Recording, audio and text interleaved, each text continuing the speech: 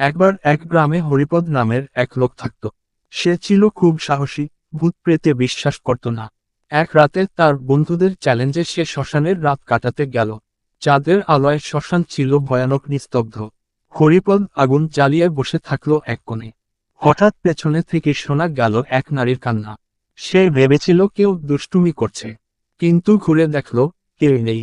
আবারও কান্নার শব্দ, এবার আরো জোরে।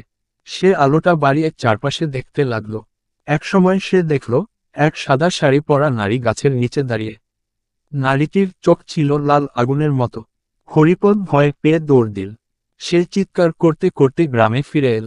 পরদিন সবাই মিলে শ্মশানে গেল দেখতে। সেই গাছের নিচে পাওয়া গেল একটি পুরনো মেয়ের ছবি। স্থানীয়রা বলল, ওই মেয়েটি বহু বছর আগে এখানে মারা গিয়েছিল, তবে তার আত্মা এখনো ঘুরে এখানে। এরপর থেকে হরিপদ আর কোনোদিন সাহস দেখায়নি। সে বুঝে গিয়েছিল ভূত আছে,